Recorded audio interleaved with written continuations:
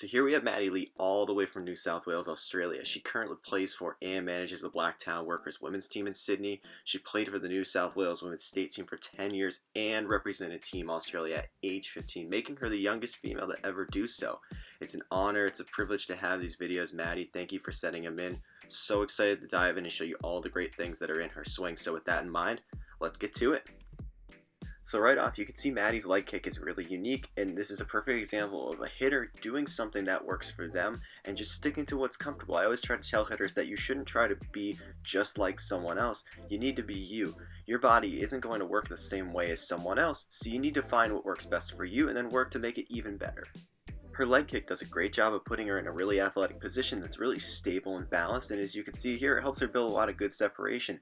This line shows, if you imagine a pole running through her back foot all the way up to where her hands are, she's just holding onto that pole as she strides forward, which creates good separation and helps her work behind and through the baseball well.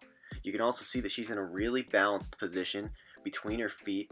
She's got weight on the back side so that she can work off of, and that front arm, you can see the slight stretch and tension.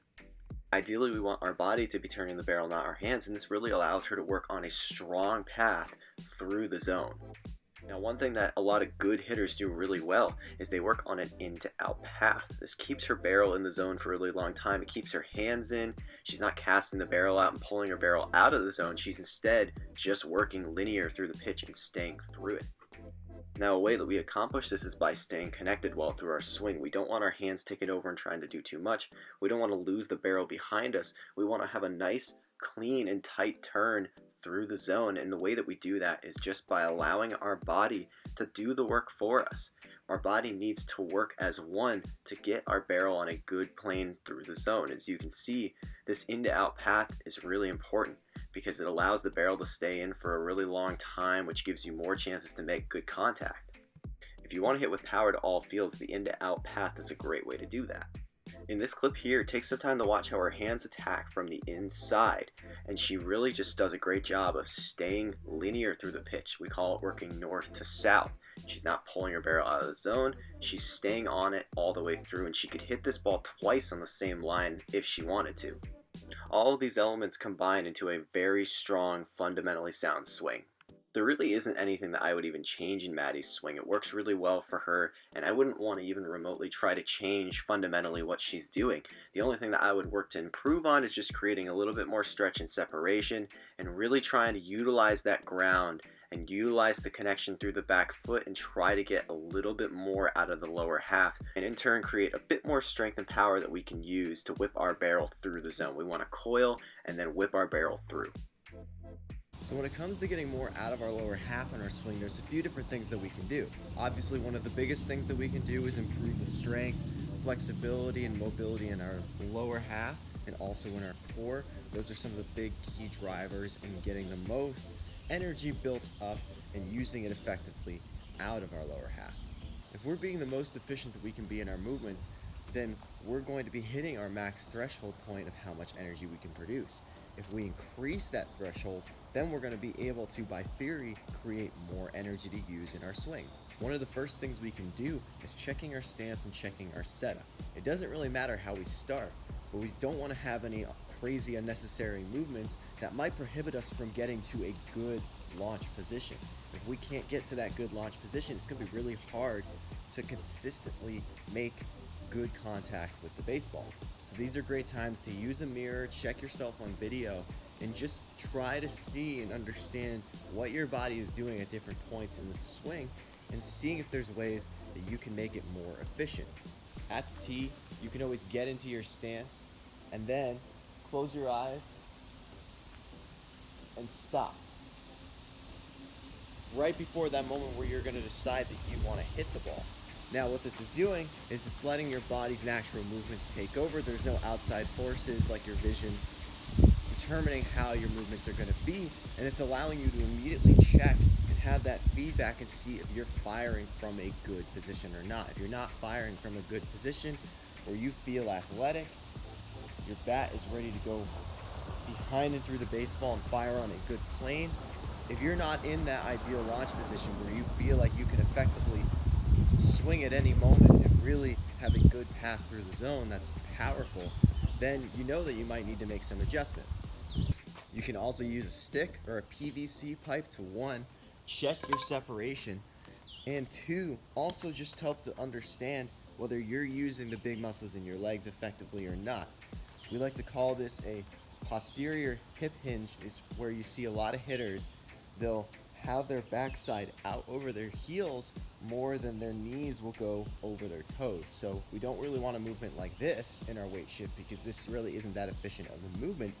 We want something a little bit more in this sense. And here I'm kind of just using the stick as like a leverage point, but you can also use it like if you were doing a squat in the gym. You can work to kind of feel that proper motion right there where you're really feeling in your hamstrings all the way down through your heel and your foot connection on the ground. You can feel that strong connection, and that's what you want to have in your swing.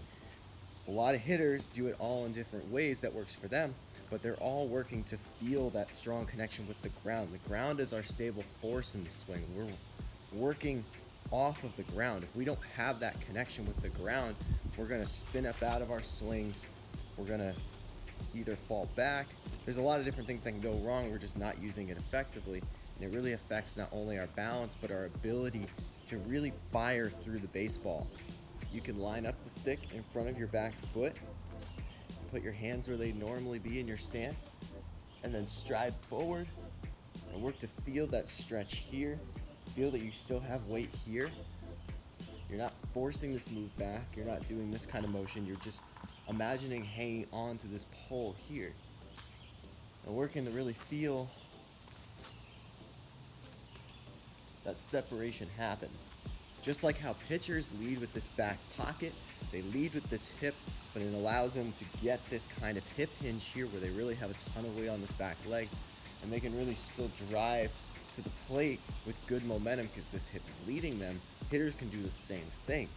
We can work to understand if driving with this back pocket helps us stay a little bit more closed, really feel this weight still here, get a little bit of that hip hinge going on to where we can be in a good athletic position and really fire through the baseball well on a good plane from behind. We want to work from behind. We want to feel that our backside is working together.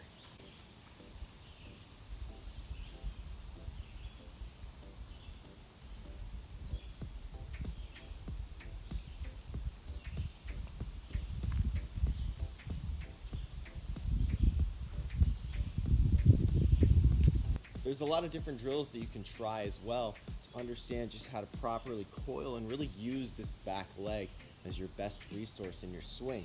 If we start really open like this and focus on just being strong on this back leg, feeling that coil, and then just letting the barrel whip through and really trying to work through, work north to south back through the baseball, that's one great way of really understanding how to coil a bit more and really work off that back leg. We can also do walkthroughs where you start in this position here, take a step, and then be smooth and try to do this all in one motion, this walkthrough, and really just understand how important this back leg is in ensuring our stability and also trying to really feel that connection all the way through, feel that stretch to where we know that we can be powerful and attack from a good angle and really get the most out of our lower half.